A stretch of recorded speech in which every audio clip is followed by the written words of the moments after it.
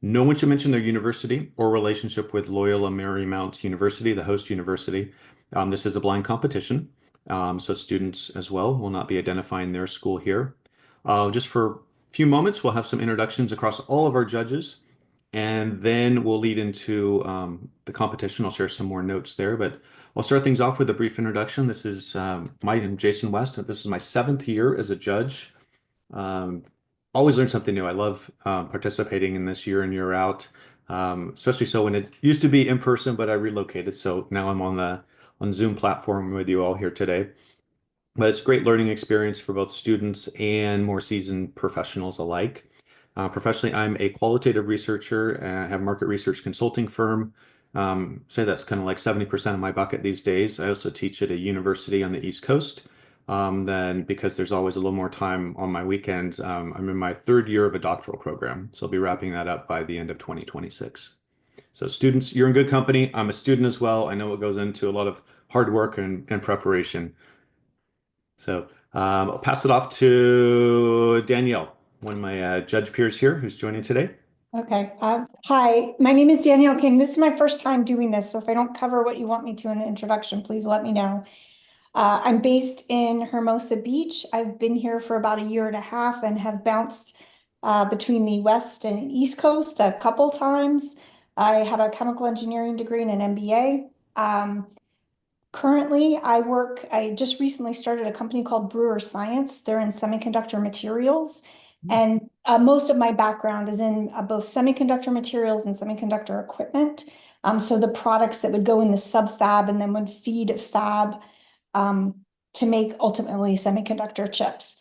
I've been doing that for more than 20 years, mostly in a business capacity. I've run businesses, led sales teams, but I've also led engineering and quality teams. So I have a very diverse functional background. And I also spent about 3 years in the life sciences industry as well, for a company called Millipore Sigma, where I led the North American sales team, which sold to the industrial testing and diagnostics markets. So if you have any other questions, I'm happy to answer them. Thanks. That's great. Thanks, Danielle. Carlos. Hello, everybody. My name is Carlos Cruzado, and this is my 3rd or 4th time judging. And like Jason and Danielle, I learned a lot as well. It was interesting to read your summaries, and I'm looking forward to learning from you as well. I have technology background, but then transitioned in some strategic planning on the business side with the innovations and things that I learned on the technology side. I am more recently involved with several nonprofits, board member for some business companies, but also more volunteering board for nonprofits, learning a lot from them as well. And like Jason, I'm a student as well. Oh, So I understand a little bit about what I'm going through, and I got a big paper due coming up. So that's what I'll be doing after I enjoy this session with everybody today. Nice great. meeting everybody. Good luck. Go have Welcome, fun. Carlos. Thanks. Miriam, and then we'll round out with Cynthia. Sounds great. Well, this is, I believe, my 4th year doing the judging, and I enjoy it so much. I used to be in innovation space with a prior employer for a good 6 years, and my background is primarily in finance and HR. I'm a VP of Finance and HR, and that was an interesting story how that came about. But overall, my background is primarily in the financial services industry. I worked in asset management industries. I've worked in the toy business. I've worked in auto industry, and now I'm in more of the software as a service industry related to music. So I've touched upon a lot of different areas, but I love being a part of this. It's very exciting to see interesting ideas. Number one, the thought process around being able to provide information to people, because communication is everything. And this is such a great preparation for the future of what you're going to expect in the business world and whatever you're doing. It's not business specific, but just in the world of presenting ideas and getting us to believe in what you believe in. So good luck with everything. Feel comfortable. This is very informal overall. We're here to support you. So good luck. Thanks, Miriam. Last but not least, Cynthia. Hi, team, and hi, other judges. Glad to be here today. It's my third, maybe fourth time, and I really enjoy this case competition. My background is undergraduate accounting, and I'm a CPA, but somehow along the way, I morphed into strategic communications and enterprise growth project management. I serve on several large, sophisticated nonprofit boards, and I, in my prior life at a Big Four, ran the civic and charitable engagement, social responsibility program for them. So that brings me sort of back into this arena. Great. Glad to have you all here, judges. And before I move into some additional instructions for the student team, I've done it for some teams and others have said they want to clock themselves, but I'm happy to provide you with a 4-minute alert so that you'll see it in chat pop up, just so you kind of have a little temperature check on where you are in the presentation, where to wrap things up for the 25 minutes, if that's helpful. I'll provide that to you. That would be amazing. All Yeah. right. Okay. So a few more instructions, then we'll get into the heart of your presentation. In this next part of the competition, you're taking on a fictional business identity and assigning a fictional business identity to us, the judges. Please make sure everyone knows who you are and who we are before we begin. You'll then have 25 minutes to describe the legal, financial, and ethical dimensions of the problem and to recommend a solution that passes muster on all 3 counts. When you're finished, we, the judges, will ask you questions for about 10 to 15 minutes. And then during the Q&A, we will still stay in character. We'll still be the stakeholders that you identified us as. You will be the consultants. And then after that Q&A, we kind of shift, take the hats off, much more casual, and we'll give you feedback outside of your presentation and also address any questions that you may have. So without anything else on my side, the floor is yours. Look forward to learning from you. Hi, everyone. We are EcoTress Solutions, and we're here to talk to Chevron's board of directors on a solution to combat their oil spills in the sea. And we'll be using a pilot program that employs hair mats and hair booms to soak up the oil in the ocean. So hello, everyone. My name is Saishri. I'm the ethical advisor and the sustainability advisor. As you can see, we're a very small team, so some of us had to take on multiple roles. Hi, my name is Nikila Rao, and I'm the financial advisor and also the sustainability advisor. Hi, my name is Asta Merchandani, and I'll be your legal advisor and your sustainability advisor.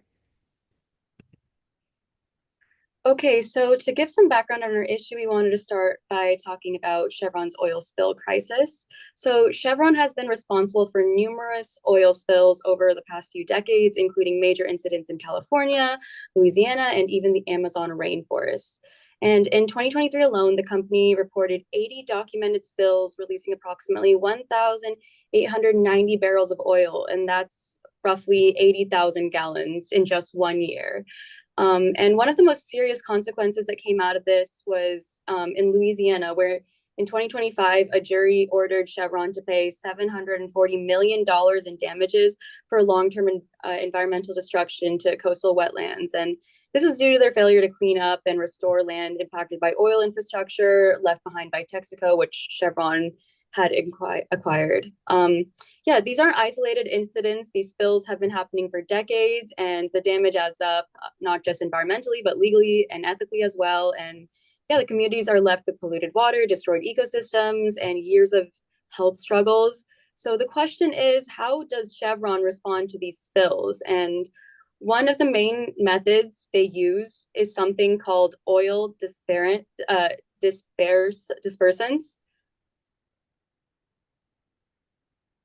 So yeah, what are oil dispersants? This diagram shows how oil dispersants are applied during a spill. They are usually sprayed from planes or boats directly onto the surface slick, or even underwater at the wellhead using remotely operated vehicles. And the dispersants break the oil into tiny droplets, which mix into the water column. And while this reduces the visible oil on the surface, it sends the pollution deeper into the ocean, where it's carried by currents and absorbed by marine life. So even though it looks like the oil disappears, it actually just dispersed it's actually just dispersed, not removed. And that's where the ethical and environmental concerns really begin. So why should we care? Yeah, while oil dispersants are often used to break up oil slicks and make the spills appear under control, their use comes with serious consequences, especially for the marine life and communities that depend on healthy oceans. First, dispersants are toxic to marine life. They don't remove oils, they break it into smaller droplets, and they're actually more easily absorbed by fish. So it's more harmful, and even to the plankton and corals, causing illness and death. And instead of cleaning the ocean, it's basically just pushing the pollution deeper into the food chain. And second, the dispersants contribute to destruction of entire ecosystems, especially sensitive areas like coral reefs, mangroves, seagrass beds. And once the oil mixture sinks into the sediments, it becomes even harder to remove. And they also pose a threat to the people, the coastal communities and cleanup workers who are using this dispersants. Because when they're exposed to these chemicals, they've reported skin problems, respiratory issues, and even long-term illnesses. And finally, the impact on the fishing industry has been huge. The dispersed oils contaminate fish, shellfish, leading to fishing bans, economic loss, and serious threats to livelihoods, especially in vulnerable and low-income communities. So while the dispersants may seem like a quick fix, the long-term damage they cause is even worse than the spill itself. Now, if we were to look at the ethical concerns around using oil dispersants as a cleanup method, first of all, it violates the principle of non-maleficence, the idea that we should be doing no harm. Dispersants don't remove the oil, like I said earlier, it just breaks them down into smaller particles just so they're less visible, kind of hiding the problem. And yeah, it's more toxic to the marine life. And then the second is the lack of transparency. By pushing the oil below the surface, the company makes spills look better from above, and it's kind of like a form of greenwashing, but the environmental damage continues out of sight. And yeah, dispersants prioritize short-term optics over long-term safety. So they make the crisis look like it's under control, kind of like a quick fix, kind of just to get rid of the oil on top. And yeah, again, the greenwashing, it just allows Chevron to say that they've responded to the spill, they fixed it, when in reality, they've just masked the damage. And from an ethical perspective, these trade-offs raise serious questions about corporate responsibility and environmental justice here. As for our solution, we present to you hair booms or hair mats for oil spill remediation. Now, what are hair mats or hair booms? Hair mats and hair booms are basically absorbent material made of human or animal hair designed effectively to soak up oil spills. 1 kilogram, approximately 2.2 pounds of hair can absorb up to 5 times its weight in oil. The hair used in these products is often sourced from salon clippings, individual donations, or the fur of animals such as llamas and sheep. Both hair mats and hair booms are considered environmentally friendly alternatives to conventional methods like chemical sprays or petroleum products. However, hair mats generally offer a greater surface area for oil absorption compared to hair booms, which require nylon casting. As per our suggestion, we wanted to show a comparative analysis between oil dispersants and hair mats. Oil dispersants are generally used, they do use a lot of hydrocarbons that eventually lead to a lot of environmental hazards or health hazards. And it's also a common tool used in a spill response, as we saw in the image. However, it has a lot of malefic effects, especially toxicity towards marine life. Dispersants don't remove the oil. They break it into smaller parts, which actually makes it more toxic than it was before. It's also a health hazard, as oil dispersants cause acute and chronic harm to fish, fish larvae, coral reefs, and other species, aquatic animals, and plants that live in the ocean. Another reason would be that it is quite expensive. It takes aircrafts, ships, trained personnel, costing millions of dollars, especially in large oil spills, and the environmental impact lasts for years. On the other hand, what we propose is hair mats as a biodegradable alternative to more chemical or synthetic products. Hair mats are again natural, they're chemical free, and they do not release any harmful byproduct. They're made from discarded hair that is collected from salons that can be donated from individuals. And basically, they also divert nearly 1 million pounds of hair waste from landfills each year into something that's useful. They're also made up of natural fibers, which do not contribute to microplastic pollution. And they're made up of less synthetic products that lead to lesser cleanup issues. And they're affordable. Another case study that we wanted to look at was the Deep Horizon oil spill of 2010, which released over 200 million gallons of oil into the Gulf of Mexico, making it one of the largest marine oil spills in the history of America. In response, the nonprofit organization Matter of Trust, which began in the early 2000s, launched a global campaign to collect human and pet hair to create an oil absorption hair boom. A couple of sustainable development goals that we will touch upon over our presentation, and we have touched upon up to now, would be the SDG goal 14, life below water, and the SDG goal 12, responsible consumption and production. Now going into the nitty-gritty parts of legal, ethical, and financial implications. We'll start with legal.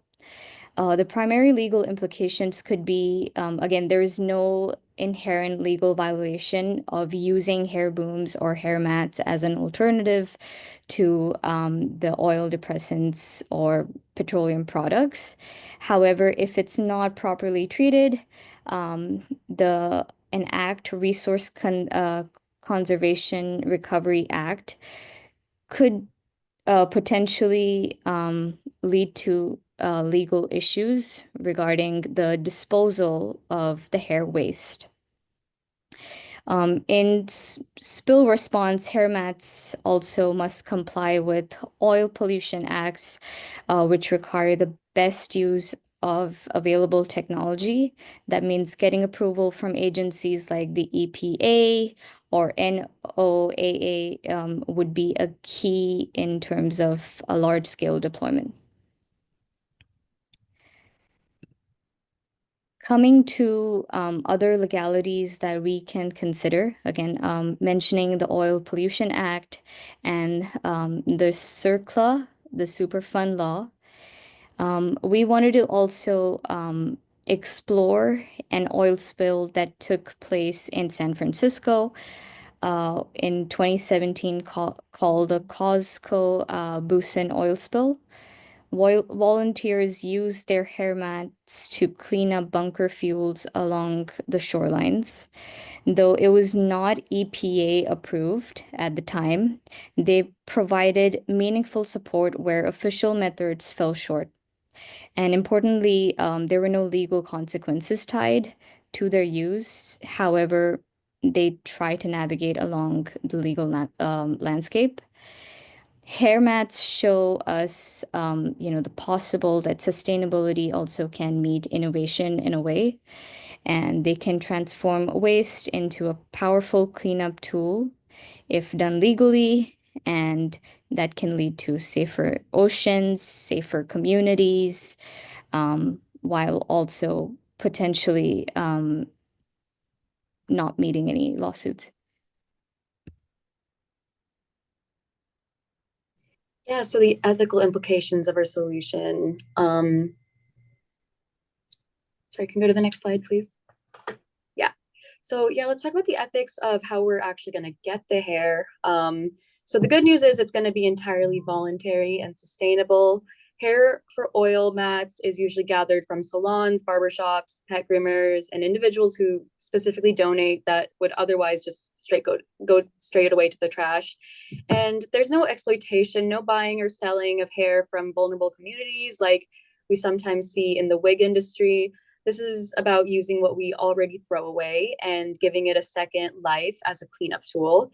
And their programs like those run by Matter of Trust that make the process easy, transparent, community driven.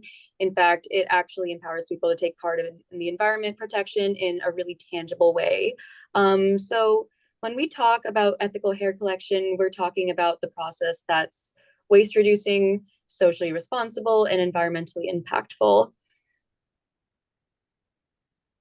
So the ethics of the disposal of the hair mats, that's really important here. So once the mats have absorbed all the oil, we can't just toss them in the trash and they can't be used again. They now can't count as hazardous waste. But the good news is that they can be ethically and safely disposed of, and used hair mats are typically sent to certified hazardous waste facilities where they're handled under strict environmental protocols. In many cases, they can also be incinerated in a waste to energy plant, converting the oil they absorbed into usable energy. And this is a reasonable approach, responsible approach that ensures we contain the harm rather than releasing it back into the environment. And it's transparent, it's trackable, and fair and far more ethical than dispersants, which spread toxins invisibly through the ocean and food chain. So while no solution is perfect, this one closes the loop in a way that's environmentally and ethically sound. So I will be talking about the financial aspect. Could you please? Also, could you please? So we're going to be looking at the financial aspect through the lens of one of their biggest oil spills in Brazil. The multiple agencies in Brazil have fined Chevron for over $140 million of settlement costs due to environmental and marine degradation, and also for the spread of misinformation since they underreported their oil spills. And as for legal aspects of the legal aspects of this issue, they also froze their assets in multiple countries due to their inability to take account for the damage they did. And they also stopped drilling in Brazil for I think they're still currently doing that. And these legal implications have tarnished Chevron's brand image, and many people are reluctant to do business with them because they see investing in their company as a liability issue. And gosh, can you go to the next slide? So our solution is a pilot program where Chevron's board of directors, you guys, will invest in a fund that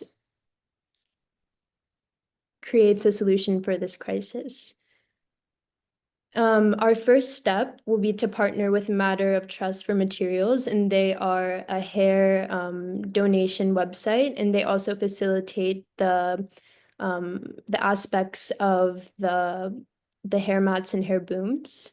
And we'll also partner with the NGO Green Space, who holds organizations and companies accountable for their spills, and they also provide information and satellite imagery to assess where the spills have occurred. And here's a little bit about the pricing.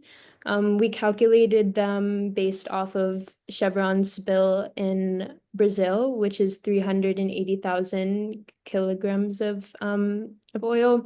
And we made a cost for employing the hair mats and hair booms based off of that information. So hair absorbs 3 to 9 times its weight in oils, and for our formula, we will use a value of 8 liters per kilogram. And the hair needed for this oil spill cleanup will be $40,700 and $500 kilograms of hair, and one mat, 0.5 kilograms of hair absorbs 4 liters of oil, and one hair boom, 2.5 kilograms of hair absorbs 20 liters of oil. So for hair mats, we'll divide 380,000, which is the oil spill that we're cleaning up, divided by 4, because that's the amount of kilograms the hair absorbs. And for hair booms, we'll also divide it by $380,000 and then by 20, which will equal 19,000 booms that we need to employ, which was also calculated by how much oil the hair absorbs. And for the mats, we calculated it would be about $5 per mat, and we have 47,500 mats, so it'll be looking at 237,000. And for hair booms, it'll be 118,700. And we also used an average shipping price that we found to calculate the shipping and deployment.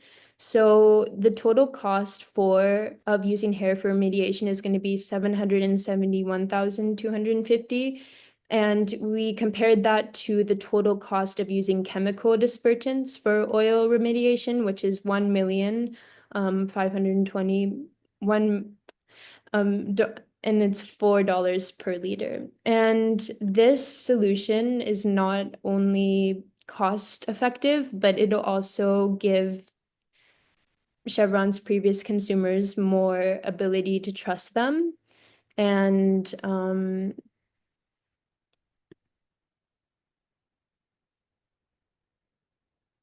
I think we've reached the end of our presentation. We'd like to thank you for sitting in and listening to us patiently and attentively, and the floor is yours.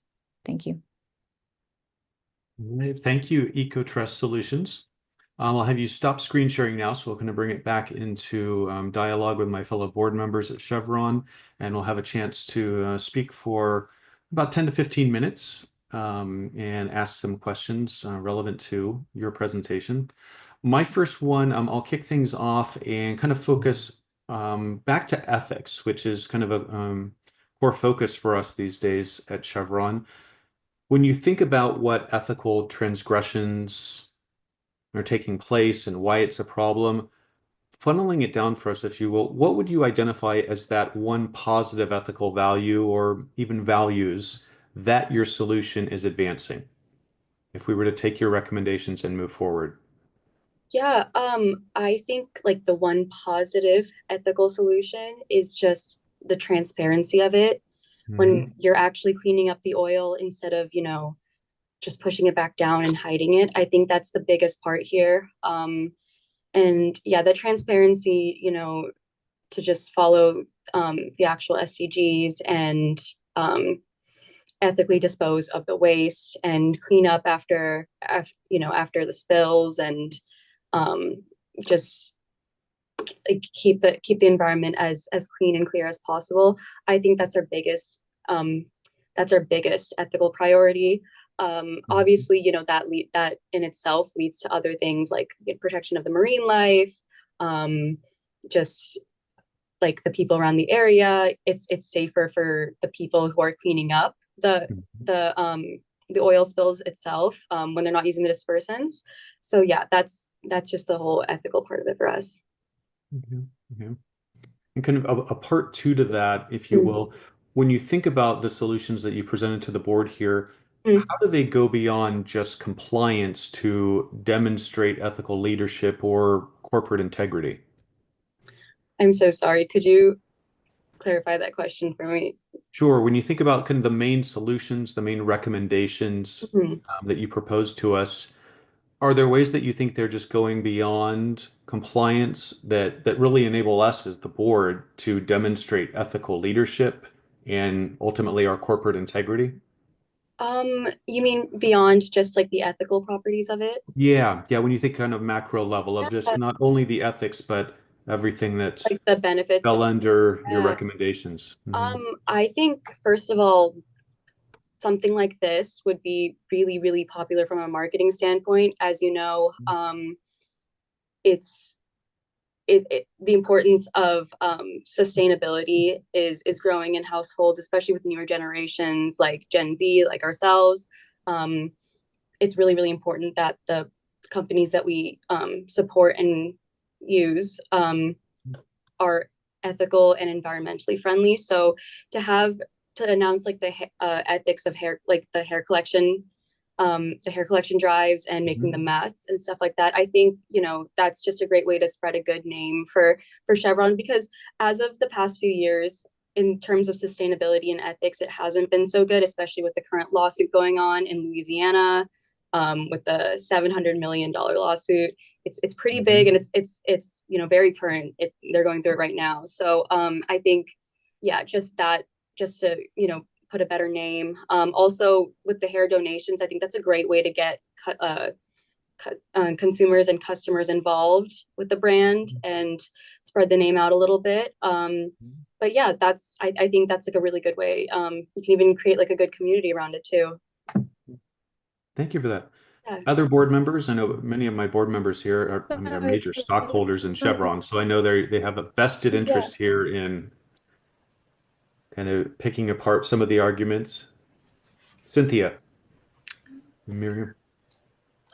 Thanks for the good presentation and introducing me to Matter of Trust. It's not an organization that I've heard of before. So can you tell me a little bit about the due diligence you've done around working with them and partnering with them? You kind of took it at a high level, but how have you validated their board, their financials, other competitors that they might be working with, or other major projects they have? Because of course our brand name is very strong, so we only want to be associated with the strongest partners. I think we first wanted to look at their legacy, since they did start in the early 2000s. I think, given the number of years they've been in this industry, just understanding where to source the hair from. I think currently they source hair from about 30 countries, and most of the hair is from salons. A lot of them are from donations where people actually are willingly, they want to be part of this bigger project at hand. And I think it's just to understand their process as well. Like what goes into making these hair mats and hair booms? Are they actually ethical? Or are they actually using, certain products that sort of lead us back to, square one? So I think just understanding their process and given their legacy is what sparked our interest to understand their business model and how that fits into ours. Just to add on to that, so did you have a chance to look at like Charity Navigator or GuideStar to see if they have a positive financial condition or 5-star rating, anything like that?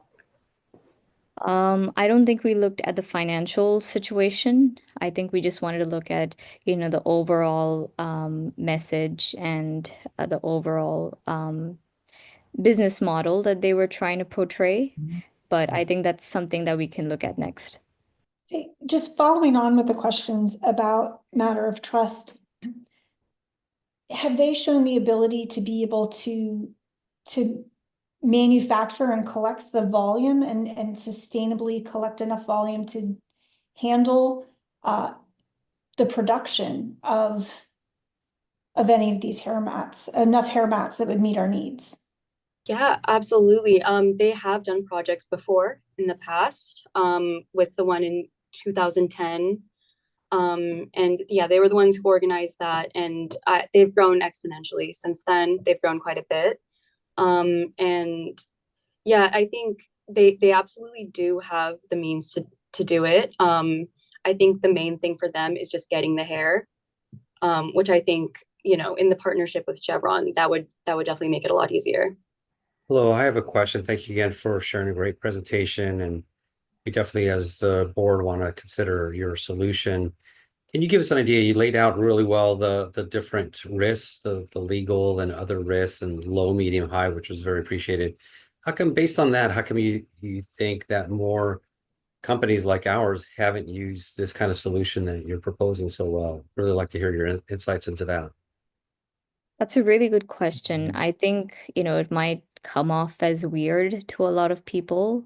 Using hair, using someone else's hair or using an animal hair. I think it's still a very, a new or a nuanced concept that a lot of maybe bigger corporations still are trying to get into terms with how this product might actually work.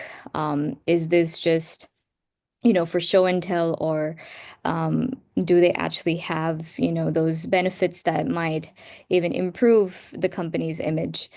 Um, so I think it's a newer concept that people take time to sort of grasp and understand. But I think, the more you're aware, the more you know about the different methods that we can use to solve environmental issues. I think knowledge is power. I Thank also you. had one thing Mhm. sorry, Oh, I please. also had one thing to add to Asta's discussion, but our plan was to also use this technology to license to other companies going through the same efforts and efforts to to to um to remediate oil spills, and we thought that this is not only a competitive advantage for our company, but it's a very fruitful investment. It's not as much compared to other things that they've spent their research and development costs on. And we also think it's going to be very fruitful because it will not only solve this problem, but it'll open other revenue sources for Chevron's board of directors and the company. I think that's really great. Leveraging off of what you said is the partnerships. I see a lot of other companies, large organizations now partnering with their competitors. And I think that last statement would have been a great way to add benefit in the presentation, because, it's such a key point to make, is that, the walls between competitors are slowly coming down because of different reasons. And so that was a really great point to make. So just adding a little bit to that. But my question was more related to, of course, finance, because of my specialty with the board and in the finance area. I wanted to get a better sense about what does this normally look like for us, and what do we spend typically compared to the cost of what this proposal is going to be. Sorry, I just needed I don't have the exact financial details from the presentation, but we're going to be spending $1.5 million on the chemical dispersants, but with this solution we cut it down to $700,000. And obviously the materials are great because they're biodegradable, and they also, um, they're gonna help the environment, but it's also a very good cost benefit, right? When you can have both sustainability, but also still have your competitive edge. And that's why we think this solution is so great, because it checks all of those boxes. And is that cost comparison including product as well as all the operational costs and organizational costs that, the partnerships that are going to be involved? Is that a pretty comprehensive total and comparison of the cost savings? I think the cost covers generally just the product, the handling, and the supply chain management. But I don't think it particularly covers maybe the partnership cost. I don't think we looked at Mm. that, but we did look at just the overall, you know, from A to B, so supply chain and just the overall production of that product. Oh, great. Thank you. Playing devil's advocate for a moment, what would you say, what if we as the board of directors decided not to move forward with any of your recommendations? What would you say is, what's the biggest drawback to us as a corporation if we decide, thank you, but this isn't the right time for us?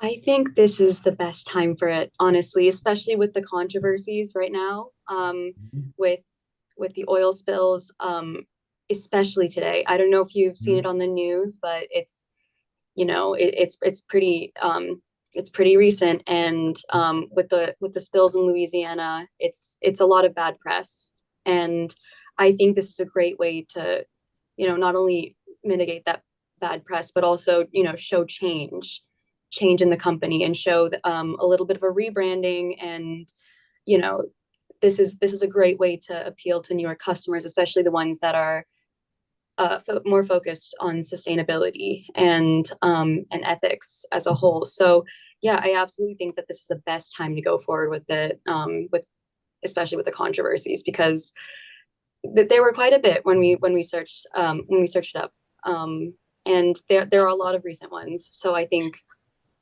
yeah. Right. Thank you for that. Board of Directors, any other questions on your mind? I had one other one as a follow-up to the concept on licensing. Who owns the IP for this? Because I think in order to benefit from licensing, you might have to have a ownership of IP. So is this something that you're proposing Chevron would own, or does Matter of Trust own the IP around this technology? I don't believe Matter of Trust owns the IP around this technology. I think they're just the biggest organization. There are a few other small ones, small nonprofits that also own it. But I think it would just be like more of like a partnership with. We were thinking Matter of Trust just because they're the biggest one, and the one that has the biggest name, the most amount of trust in it. So that's why we were planning on going with them. Sorry that I got cut off earlier. Oh, that's fine. But to add on to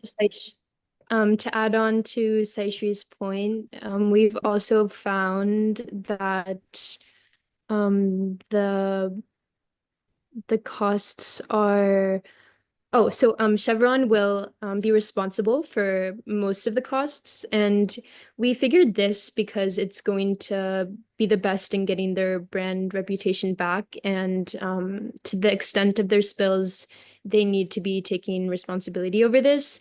But we also wanted to keep all of those partnerships as stakeholders. So as Chevron will administer most of the costs, the other stakeholders will still be in line. But in terms of the IP, I think that since they're taking on most of the costs, then they will be successful in getting the license to that. Cynthia, you had a question? Our board Yes, chairperson emeritus. yes, I do. So Chevron is truly a global organization with a lot of complex relationships with other firms, both competitive and collaborative for drilling and so forth. So do you see this commitment that you're talking about to work with the hair mats and hair booms as a global approach for Chevron, or is it something that is going to focus perhaps on U.S. offshore? I think we want to start locally. Sorry. I think we want to start locally and then slowly build off offshore, because I think the idea is to really see if, just, trial and error to test it out in the market and see if this actually works, if people are responding to this in a positive way. And I think then slowly sort of branch out on a global market. Board members, any final questions? I think we've been quite comprehensive with the consultants, even though they're billing us for their time, I know, but we're well, on that note, hats off. We are now out of character. We are no longer chair chairpersons of Chevron. So we have 10, 15 minutes to just speak more conversationally, provide feedback to you about what we liked about your presentation, just areas of improvement if we saw them, and also allow you to ask us any questions as the judges of your presentation to help guide you into the shorter 10-second and or 10-minute and 90-second presentations that are on the horizon. 10 seconds is a quick elevator pitch. That's just the one floor. That's like it. Why do we do it? Another iteration, but I'll start things off. I was very impressed with the amount of research you did to compile this presentation. I thought it was on par with many of those that I've seen at graduate school levels. I actually, during the start of your presentation, looked in and I was like, oh, that's right. Like we have some graduate division, some undergraduate, but you really went down the research rabbit hole. You really knew your facts and your factoids and your data points, and you were able to speak to them without reading slides. And I think that alone is going to elevate most presentations when you enter the business world. I'm inundated with presentation decks. I'm at conferences on a regular basis, and I'm surprised often how frequently executives are reading content that is right up there for me. I like the narrative that you built behind a lot of those data points, being able to translate it into a story, if you will, and the way that you communicated through very visual slides as well. I thought the slide deck wasn't just text on a slide. It felt very creative, and there were different types of visuals. I often share with my students to identify which they do a VARC exercise. It's online for free, a free tool of how you best learn. A lot of people like to read things. That's why you'll see closed captioning up on Zoom sometimes. Some people are very visual oriented. They want to see the words and hear them at the same time. I like the visual that you had there of that, what's below the well. And so it's like, oh, my head got, this is how that is. It's not just you describing it to me, but I can see it. That really stood out to me as very valuable. And I liked how you all played off each other. I felt like you could speak to any of each other's parts. And present day, we're on Zoom a lot. We have a lot of presentations. There are tech hiccups. They happen. The ability of one to just jump in and say, and let me add something. I know that lane, if you will. So I'm not just only owning, I only can talk about legal. I can only talk about financial. I felt like you all knew each other's space. You could speak authoritatively about each other's content. And it didn't come off as rehearsed at all. I thought it came off as very polished. Very, very well done. Thank you so much. This is Carlos. I'll go on and yeah, echo everything that Jason said. You all did a great job. Very articulate. I think maybe you mentioned this, but all your body language was very positive, especially since what 80% of communications is nonverbal. You're looking at the camera, articulating a lot of neutral or smiling. That makes a difference. I would say two small recommendations is, since as the audience we were the board of directors, sometimes the team would say Chevron, and sometimes you would say you. So I would say you, and then maybe the start of the presentation, I want to be very sensitive because you're talking about, in that other role that we were in, my company, that we wasted all this money, that we had this terrible impact, and maybe have it, consider it from our perspective of maybe Chevron was trying, maybe they did do this, and unfortunate, be compassionate as well along with that. But again, everybody did a great job. Congratulations. I'll go next. Though I just wanted to start off by saying when you didn't have connection and you got on, you didn't seem rattled at all, which is really commendable, because I know how difficult it can be approaching people you've never met before. And we're supposed to be board members, so it's just as intimidating. You did a great job in just jumping in and making up the time, and you went through the presentation very well. So, going along with what Carlos said, being able to perform is really what you do when you do presentations. It's great that you felt comfortable. And I think that you all, and this was mentioned before, you all stepped in and knew the material, which was really important. And I think that no matter what role you have in the world, right, in your position, you're going to have to know a little bit more than what your specialty is. So it's great that you included that in your comprehensive understanding of your presentation. And the other part I would say as a suggestion is of course, I'm going to talk about numbers again. there was some explanation of some numbers that I didn't see laid out. And I am a very visual person. I think most people are. That's what catches the eyes of any presentation, is what pops out. And I think some of those were not clear to me about how the numbers were arrived at. Their units, dollars, or some other form. So just a little more clarification on that front would have been great. And I think that I had mentioned as a board member, kind of slipped a little there, but but I mentioned, having that really key point about a partnership, building that with that other company, what is it called? Matter of trust, and having that benefit what is key to a lot of businesses, because it's so much more than that. It's not just a partnership. It's a message. It's other potentials with other companies. It's so much more. So I would have definitely added that into your presentation. But good job overall. So I'm sure you're relieved it's over. Yes, we are. Thank you so much. I can jump in. So agree with some of the previous comments. I'm very visual, so the picture helped a lot. Your guys' presentation was natural, it was enthusiastic, and it's a great idea. Like, I mean, we kind of skipped over how you presented, but it's such a great idea that I think you're bringing forward and has a lot of potential. So I was really excited to see the presentation and hear all the work that you guys put into sharing this with us. There were, let's see, a couple things. Kind of picking up on Miriam's point, and because I'm visual, you did have some numbers laid out. I can't remember off the top of my head if the disposal costs of the mats were in there. And so that might be one thing if you present this again. If they're not, just think about, because that could be a really big impact. If they were, then I just missed it. The other potentially big benefit that I think you guys could play up more, you talked about in Brazil how they stopped production. Like, that's a huge economic loss for the company.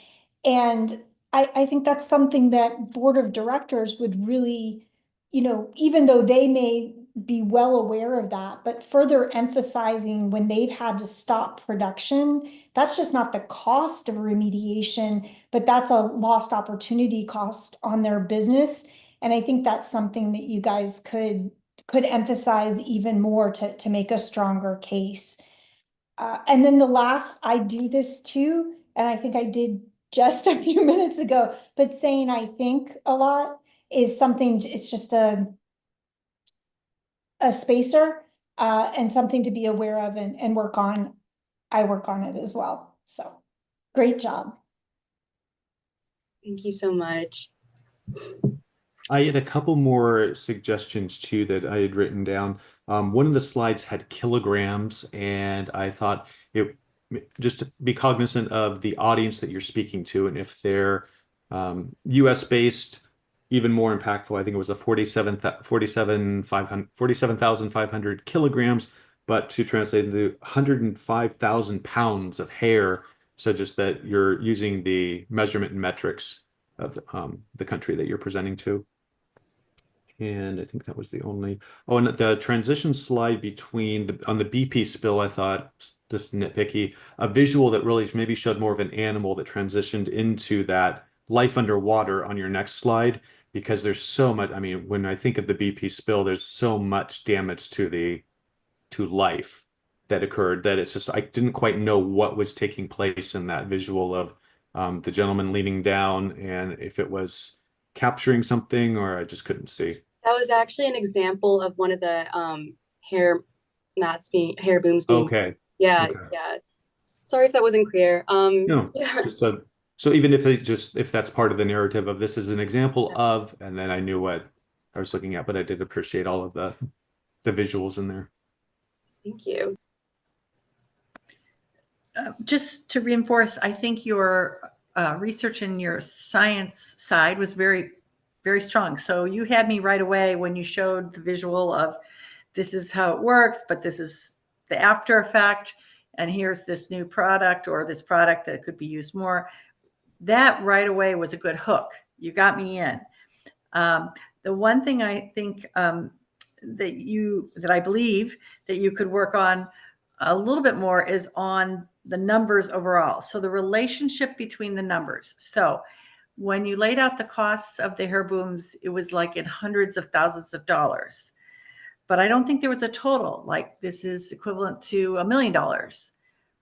And then take that $1 million and juxtapose it to $754 million in a settlement, plus loss of production and so forth. Chevron's annual revenues last year were 200 billion plus. So it's a huge company, but it watches its investments very closely.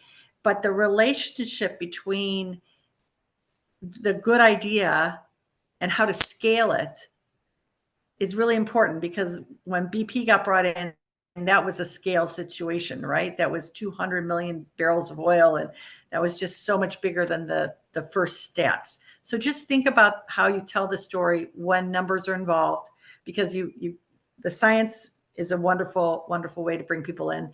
And I'm now going to watch for this next time I see something unfortunate happen in an oil spill. Thank you so much. Any questions you have for us? Any way that we can help you as you're iterating for the next rounds of the competition? Any questions you have? I think we really appreciate, again, Right. all the positive aspects that you guys saw of our presentation and just the suggestions that you guys had. Again, when it does come to maybe a 90-second presentation or a 10-minute presentation, you are under a smaller time constraint, and it's really hard to summarize. So if you guys have any suggestions in terms of how we can scale down on information while still having that impact present itself. First and foremost, go ahead, Daniel. I was just going to say, I think a couple like clear side-by-side comparisons, maybe a table or something like that, right? You can do it in a crisp way, but that clear overall, here's the financial, here's the current solution, and here's our proposed solution. For each of those might be helpful. It just makes it easy to absorb when you're like, you can see the exact comparison that you're trying to make. Took the words out of my I mouth, also Daniel. wanted, Yeah, just like having an at-a-glance friendly, like, this is where the key metrics are, changes, and also focusing ethics, not forgetting that the ethics is really driving, that's the overarching word of this competition. So really making sure that, as you did, I didn't feel that you did not articulate it, but when you think about ethical transgressions and you think about what is that positive ethical value that your solution advances, just really coming out of the gate, especially in the shorter presentation, saying this is why it's so important and this is what we feel that this solution is addressing. I wanted to ask a question. Oh, thank you so much for your answer. Oh, happy to provide it. So for our financial table, I'm sorry if it wasn't clear, but basically I was describing how I got those costs. That's why it didn't show up as like everything I explained was um on the slide. Hair mats production and hair booms production are kind of what I was describing. But I also liked I appreciated your point, Mrs. Kersey, about including financial data from the company so we can, propose a full, income statement or just costs of this whole thing with multiple aspects of data. Is that what you were proposing, or is there something else that you would recommend to do? There's two types of costs. There's the cost of when you have an issue, how much each solution costs in total that you need to get across. But then there's an opportunity cost if you don't, like the one solution doesn't appropriately address the problem ethically or sustainably because it just pushes, the dispersants just push the oil throughout the ocean. And so because there's a big difference in collecting and keeping, keeping the ocean safe and people and animals safe versus one doesn't really keep it safe. It just makes it look better. There's a cost when you have to stop production. And so I feel like capturing that opportunity cost of if you have buy-in from communities that you're handling this in a safe way, they're less likely to stop you from actually manufacturing in a particular country or particular region. So I think you might share those differently, but it's still an important, that opportunity cost of if I have to stop production, that's an important thing to summarize. That may be something that could be part of your hook, part of what gets people's attention. So does that make more sense? Yeah, thank you so much. It's an amazing point. We'll definitely incorporate it into our pitch. But I also don't know the particulars of the chemistry of the dispersants, but usually that's going to be like a surfactant or something. And so if you can find any more than that, hopefully it's not like a PFAS that's in the news a lot. But if you can find any more about if that's actually contributing to the pollution, the dispersants themselves, that might be helpful. Absolutely. Yeah, we will definitely look into that a bit more. Yeah, there wasn't a lot we could find on it, just basically how it worked was the main thing, but I'd definitely like to see if there's any statistics on, the impacts of it. I think that would really add to the presentation, but I don't know, what do you think? Are you asking me? Yes. I don't know how hard it is to find the actual, if you can find out what any of the dispersants are, you could look up an MSDS. Oh, you think like the specific? Yeah, because then if you look up the MSDS, then you can figure out, sorry if this is getting technical, but then you can figure out what the hazards are. The MSDS summarize hazards in most cases. So you may be able to see if there's any additional hazard associated with those. I would hope not, but I don't know. Yeah, absolutely. Well, I think that brings us to time. I'll pass it back to Isabella to close things out. But again, team, just well done and learned so much and appreciate your time, preparation, and participating in our competition. And thank you, judges, for your volunteer time as well. Appreciate everyone here.